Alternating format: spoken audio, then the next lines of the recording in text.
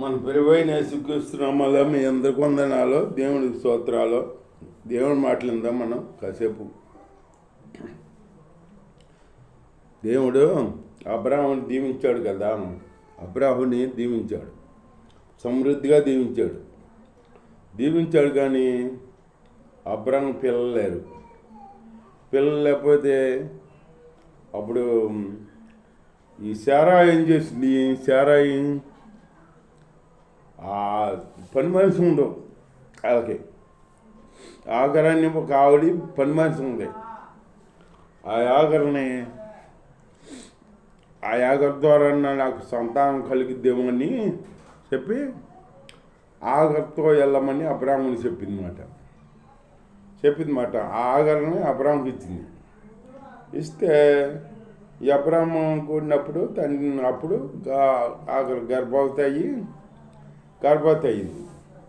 గర్భవతి అయ్యేప్పటికి ఈవిడికి గర్భం వచ్చింది. గర్భిణి వచ్చింది కదా, ఈవిడికి గర్భం వచ్చింది. ఏంటి, నాకే గర్భం వచ్చింది కదా, గర్భిణి వచ్చింది కదా, శారాకి గొడ్రాలు కదా అని చెప్పి శారాని హీనంగా చూస్తుందన్నమాట. వచ్చే మటుకి అప్పుడు దేవుడు స్తోత్రం. ఇప్పుడు దేవుడు శారా అబ్రాహాముతో ఉందన్నమాట. అంత అంటే ఆ శారా నన్ను ఇట్లాగ హీనంగా చూస్తుందే అని చెబుతుంటే అబ్రాహాం అన్నాడు, నీ చేతిలో ఉంది అబ్రాహాం, నీ చేతిలో ఉంది ఆగరు, నువ్వేం చేస్తావో చెయ్యి, నీకు అడ్డం చెప్పను అన్నట్టుగా ఆటలాడితే అప్పుడు ఆగర్ని తిట్టి తరివేసింది మాట. ఆగరు వచ్చేసి వచ్చేస్తుంది. ఎక్కడికి వెళ్దామని వచ్చేస్తుంది. ఈ యొక్క అరణ్యంలోకి వచ్చేటప్పటికి అప్పుడు దేవుడి దూత ఆగరు నువ్వు ఎక్కడి నుంచి వస్తున్నావు, ఎక్కడికి వెళ్తున్నావు అని అడిగినప్పుడు ఈ ఆగరు అంతే, నా యజమానురాలైన శారా దగ్గర నుంచి వస్తున్నాను అని చెప్తేను, నువ్వు ఇట్లా ఎందుకు చేసావు, నువ్వు వెళ్ళి శారా దగ్గర నీ యజమానురాలకి అణిగిమణిగుండు ఆయన ఆవిడ దగ్గర అని దేవుడు చెప్పాడన్నమాట. దూత చెప్పాడన్నమాట. దేవుడి స్తోత్రం. చెప్పేటప్పటికి అప్పుడు వెళ్ళి అట్లాగే ఉంటుండగా ఈ గర్భం నెల నిండి కదా కుమారునికి అప్పటికి ఇస్మాయిల్కి ఉందన్నమాట. ఇస్మాయిల్ కన్నా అట్టకమంటున్నారు. ఉన్నాక అబ్రాహాము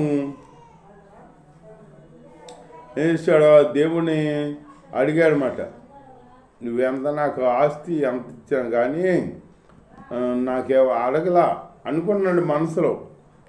నా పనివాడు ఎలియాజరే కదా, నా కుమారుడు అవుతాడా, వారసుడు అవుతాడా అని అనుకున్నాడు మాట. అనుకుంటే మనసులో మాట పెరిగింది మన దేవుడు కదా. అప్పుడు మనసులో మాట ఎవరికి అప్పుడు అబ్రాహాము దర్శించి అబ్రాహాముని అడిగాడనమాట, ఈ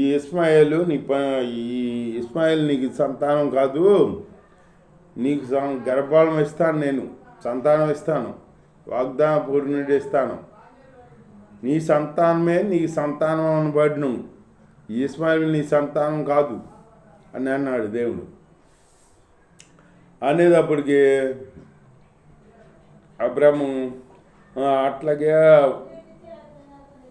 నిరీక్షించి ఉన్నాడు. దేవుడి స్తోత్రం. ఉన్నదప్పటికి నిరీక్షించి ఉన్నాడు అన్నమాట. ఉన్నప్పుడు ఒకసారి ఇట్లాగే ఎండవేళలో గుడారం మీద కూర్చున్నాడంట అబ్రాహాము. సింధూర వనంలో గుడారం మీద కూర్చున్నాడు అన్నమాట. కూర్చుంటే దేవదూత వచ్చిందన్నమాట. త్రియేక దేవుడు లేకొచ్చారు. త్రియేక దేవుడు లేకొచ్చి వచ్చేటప్పటికే అప్పుడు దేవదూతలను చూసి అబ్రాహం పరిగెత్తుకుని ముసలోడు అయినా కానీ పరిగెత్తుకుని వచ్చి సాగిళ్ళపడి నమస్కారం చేసి, అయ్యలారా మీరు నా ఇంటికి వచ్చి ఆతిథ్యం స్వీకరించండి అని చెప్పాడనమాట. అని చెప్పి అని అడిగినప్పుడు అలాగే అని అన్న ప్రకారమే వస్తామని వచ్చారన్నమాట. వస్తే అప్పుడు పరిగెత్తుకుని వెళ్ళి గుడారంలో ఉన్న చారాతో పిండి ఇస్తామని అవన్నీ చేయమని ఈయన మళ్ళీ పరిగెత్తుకు వెళ్ళి అందులోకి వెళ్ళి ఒక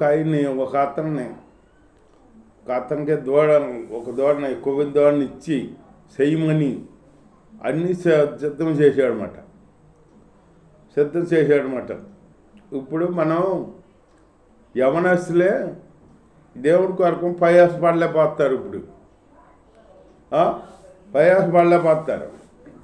ప్రార్థన చేస్తాకే వాళ్ళకి ఆయుష్మన్నమాట, చేయలేకపోతున్నారు, ఇసుకుపడుతుంది. అబ్రాహాము ఎంత ముసలోడు అయినప్పటికీ దాన్ని దేవుడు చూసి పరిగెత్తుకెళ్ళి ఒక సాష్టంగా పడ్డాడనమాట. మరి ముసలివాడు కదా, ముసలివాడు దగ్గర 100 సంవత్సరాలు వచ్చేస్తున్నాయి. ఆ ముసలివాడికి మరి అంత బలం ఎక్కడి నుంచి వచ్చింది? దేవుని చూసేటప్పటికి ఆ దేవుడి శక్తి, ఆయన శక్తి కాదు అది, అబ్రాహ్మ శక్తి కాదు, దేవుడి శక్తి అది. దేవుడి శక్తి అయితే అట్లాగే మనం దేవుడి శక్తిని పొందుకోవాలి. దేవుడి శక్తిని పొందుకున్నాం అనుకో, దేవుడి ఆత్మ పొందుకున్నాం అనుకో, మనం నేర్చిల్లం, మనం తేజరిల్తాం. అంతకెత్తగా ప్రార్థన చేతకి మనం ఎగిలి పడతాం అట. దేవుడి పనుల చేతకి ఎగిలి పడతాం, ప్రార్థన జీవితానికి ఎగిలి పడతాం అట. ఎగిలి పడే జీవితం కలిగి ఉంటాం మనం, అంతేకాని నేర్చిల్లిపోము. అట్లాగా అబ్రాహాము పరిగెత్తుకెళ్ళి ఇవన్నీ చేసి సిద్ధపరిచి అప్పుడు వాళ్ళకి ఆతిథ్యం ఇచ్చాడనమాట. ఇస్తే అవన్నీ తిని పాలు వెన్న ఇవన్నీ సిద్ధం చేశాడనమాట. అన్నీ తిని వెళ్ళేటప్పుడు చెప్పారన్నమాట. మళ్ళీ మరుసటి 7కి మళ్ళీ వస్తాం. అప్పుడు శారా వాళ్ళు ఒక బిడ్డ ఉంటాడు అని చెప్పారన్నమాట. చెబితేను అబ్రాహాము ఏం మాట్లాడలేదు, కానీ శారా దర్వం లోపల ఉంది, గుమ్మ లోపల ఇంట్లో ఉండి నవ్వుకుందన్నమాట. ఏంటి 99 సంవత్సరాలు కలిగిన నేను, 100 సంవత్సరాలు కలిగిన నా భర్త మాకు పిల్లలు కలుగుతారా, ఇంకా నాకు ఆనందం వస్తా అని నవ్విందన్నమాట. నవ్వుకుంది చాచిపోద్దా అని. అప్పుడు ఆ దేవుడు ఎరిగాడనమాట. దేవుడి స్తోత్రం.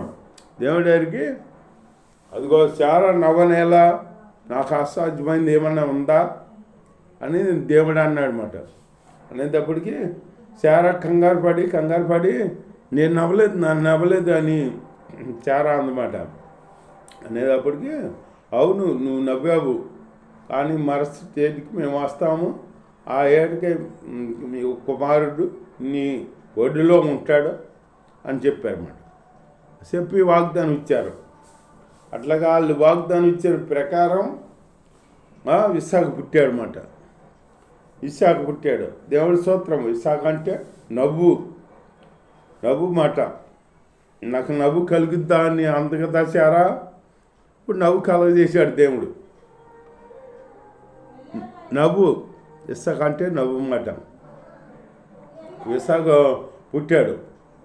పుట్టినప్పుడు వీళ్ళు పెరుగుతూ ఉండడం గిట్టగా ఈ ఇస్మాయిల్ ఉన్నాడు కదా, ఇస్మాయిల్ ఇస్సాకుని ఎగతాళి చేస్తున్నాడు, ఏడిపిస్తున్నాడు అన్నమాట.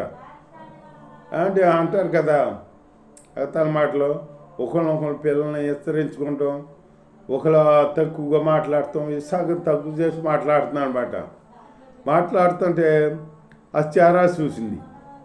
చారా చూసి అప్పుడు మండిపడి అబ్రామ్తో చెప్పింది, ఈ శారా దాని కుమారుడిని హేళన చేస్తున్నారు అని చెప్పి వాళ్ళని పంపించామంటే ఒకసారి పంపించేసాడు అంటే శారా మాటలని. మళ్ళీ రెండోసారి కాడ పంపించామంటే మాట్లాడాల అబ్రామ్. ఎందుకంటే దేవుడు శారా చెప్పిన మాటలు వినమన్నాడు అనమాట. శారా చెప్పిన మాటలు వినమన్నాడు అనమాట. మాట మాడకుండా ఒక ఒక తిత్తి, మంచినీళ్ళ తిత్తి, అన్నం అవన్నీ కట్టి దాని ఆవిడ భుజాన్ని వేసి వెళ్ళిపోమన్నాడు అన్నమాట. ఎక్కడికి వెళ్తుంది? వెళ్ళిపోమంటే మరి ఇంకేం చేస్తా, వెళ్ళిపోవాలిగా. వెళ్ళిపోయేప్పటికి ఈ మధ్యదారిలోనే అయిపోయినాయి ఇచ్చినవన్నీ. ఈ అన్నము, ఈ మంచినీళ్ళు తిత్తి, మంచినీళ్ళు అక్కడ అయిపోయినాయి, ఏమి లేవు. ఇక వెళ్ళి ఒక అరణ్యంలోకి వెళ్ళింది. అరణ్యంలోకి వెళ్తే అక్కడ ఈ పిల్లాడు ఏడ్చేస్తున్నాడు కుక్కబట్టి. మరి నీళ్ళు లేవు, ఆహారం లేదు, కుక్కబట్టి ఏడుతుంటే అప్పుడు ఈ ఆవిడకి ఇసుక పుట్టి, నీ గోళ నేను చూడలేను అని చెప్పి ఇస్సాకుని అంత దూరం పొదలోకి ఇసురు కొట్టిందన్నమాట. నువ్వు సావు, నువ్వు బతకూడదు, నేను చేసిన పడికి నేను శిక్ష అనుభవిస్తాను, అక్రమ సంబంధం పెట్టుకుని అన్నాను నేను, నువ్వు వండకూడదు, నువ్వు సావు అని చెప్పేసి ఒక్కరోజు అటు పడేసేసింది, పొదలోకి ఇసిరేసి ఆ కింద పడి ఏడుతా అప్పుడు మోకాల మీద కూర్చుని ఏడుతుందన్నమాట. ఏడుతా పైకి చూసింది. ఇట్లా పైకి చూసేటప్పటికి అప్పుడు స్వరం వినపడింది, దేవుడి స్వరం వినపడింది అన్నమాట. మనం పైకి చూసే బిడ్డలంగా ఉండాలి. అప్పటి వరకే ఆవిడికి సహాయం అందలేదు. ఎప్పుడైతే పైకి చూసిద్దో అప్పుడు దేవుడు మాట్లాడాడనమాట. ఆగురో అన్నాడు, ఆగురో నువ్వు ఉన్న చోట నీ కుమారుని నేను విన్నాను, ఆ చిన్నపిల్లవాడు విన్నాను నేను. ఇగో నువ్వు ఉన్న చోట నీటి బొగ్గొంద చూడు, ఆ నీరు బట్టి మరికి దాహం తీర్చు అని చెప్పాడు దేవుడు. చెబితే అప్పుడు ఆ మోకరించి పైకి చూసేటప్పుడు ఆ కార్యం జరిగిందన్నమాట. అలాగే మనం ఇప్పుడు మోకరించి దేవుడి వైపు కన్నులెత్తి చూడాలి, మనం ప్రార్థన చేయాలన్నమాట. అంతేగాని భూ సంబంధమైన సూప్ మనం ఉండకూడదు. పైకి చూసే జీవితం మనకు ఉండాలి. మన కన్నులు ఎప్పుడు పైకి చూడాలన్నమాట. అట్లాంటి జీవితం కలిగి మనం ఉండాలి. దేవుడి స్తోత్రం. పై చూసేటప్పటికి అప్పుడు ఆ నీళ్ళు బట్టి అప్పుడు పాటకాడ పాడి ఉందన్నమాట. ఆగారు, చూస్తున్న దేవుడు నీవని, నన్ను చూసినావు అని పాట ఉంది. అట్లాగే మన దేవుడు చూస్తున్న దేవుడు. నువ్వు ఎక్కడికి వెళ్తున్నావో, ఏం చేస్తున్నావో పద్ధతి తెలుసు దేవుడికి. నువ్వేమి చూస్తున్నావో, ఏమి చేస్తున్నావో, ఎక్కడెక్కడ తిరిగి వస్తున్నావో, ఏ అంటే తిరిగి వస్తున్నావో అన్నీ తెలుసు దేవుడికి. అన్నీ చూస్తున్న దేవుడు, మన దేవుడు చూస్తున్న దేవుడు. పేరానికి చూస్తున్న దేవుడు మాట అన్నీ చూస్తాడు. మనం దేవుడు ఎదిరితే ఎది మరుగు అయి ఉండలేము మనం.